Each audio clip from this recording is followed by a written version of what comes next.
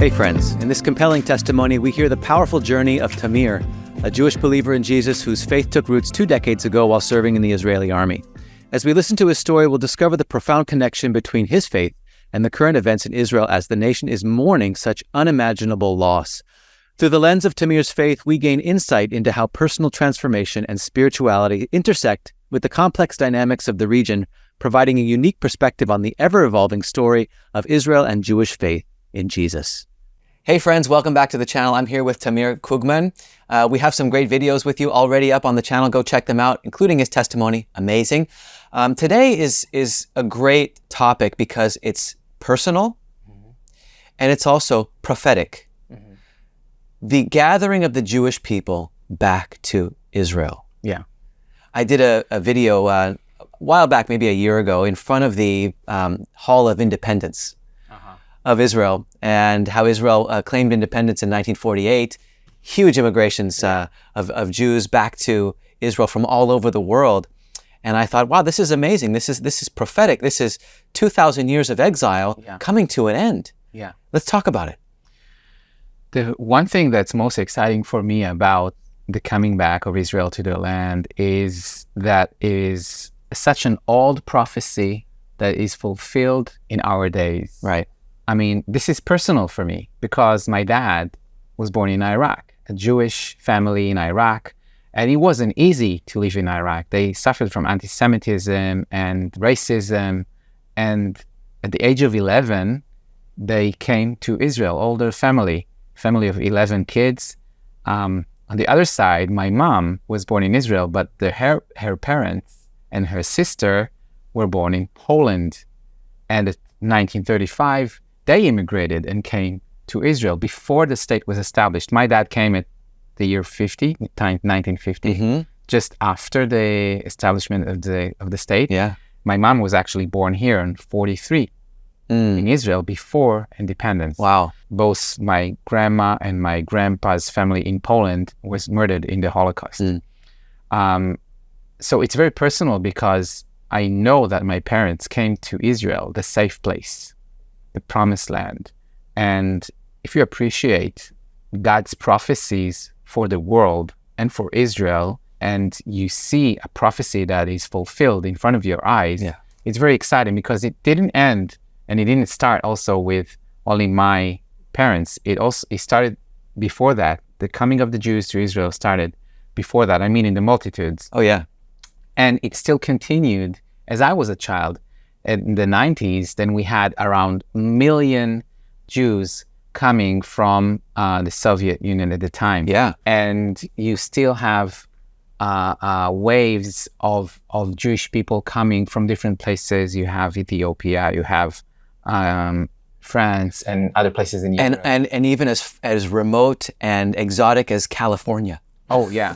I'm part of this. That place. I'm part of this. I grew up in a Jewish family, but, by my early 20s, I was completely disassociated with Judaism. Completely. And my Jewish identity. Yet, here I am, living in the land of Israel, in 2003, getting citizenship.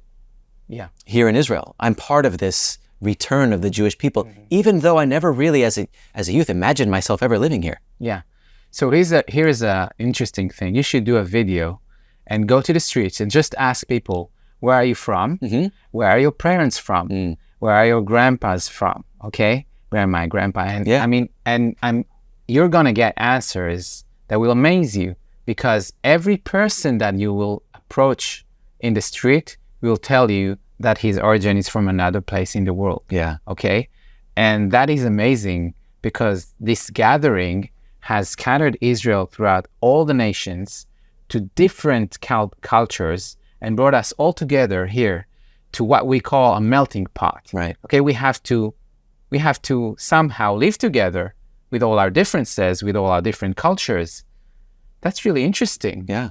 Because instead of Israel being this isolated people group, we have went to all the nations around and actually took a lot of what was in these cultures from other nations and brought it here. Yeah. You know what's so interesting about that story of exile? Not only the hope that it has in it of restoration coming back home, which I want to talk about just in a second. But first is God chose that part of earth because it was in the middle of a trading route. Yeah. And he knew that people would go through that place and that would be an opportunity for them to hear about The God of Israel. Yeah, the God of Israel. The God of the world. Yeah. Isaac and Abraham, Isaac and Jacob. Yeah. And they will see these people and they will ask, who is your God that gave you all these ordinances and commands? And who is this God that has commanded you to do this and that? And it is a prophecy, Moses' prophecy in one of the last chapters of the law, the Torah. He says, but you're not going to do that. You're going to fail. Right. And I'm going to exile you to different places. And when I do, there I will use you. And there will people ask you that same question. Who is your God that has done that to you? Why did this happen to you? And they will ask these questions. When Paul went to bring the gospel, he had a place, a time, and an audience to start with. Everywhere he went through, in Asia or Europe, and then in different places when other people also went to, they went to the synagogue First. on Saturday. Yeah. And they had an audience there, Jewish people. And a lot of times with the Jewish peoples, you also had other God-fearing people from the nations. And so in God's plan, when he scattered the Jewish people and he sends Paul now to bring his gospel that the Messiah has come and that the prophecy is fulfilled, he has a time and a place to go to and an audience ready to hear. Some will accept, some will not. But the plan is amazing because it's so efficient. That's what Paul did. He went every Saturday. That has to do with the story of our restoration. Now, the story of our restoration also sends us back to the coming out of Egypt because it's kind of the same thing. And I'm so excited when I'm reminded of Jeremiah chapter 16, when he says, therefore days are coming, thus says the Lord, you shall not say, long live the Lord that he has brought the Israelites out of the land of Egypt.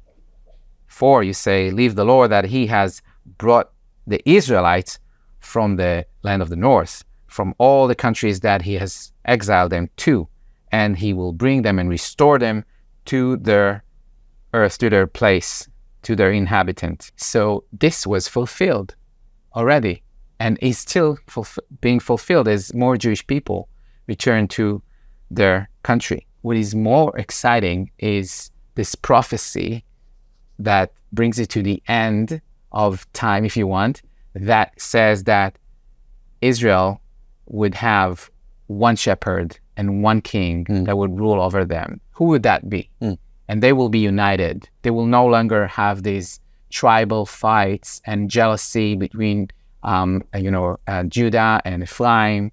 They will be one family because there would be one that would rule over them, one king and one shepherd. Who is that?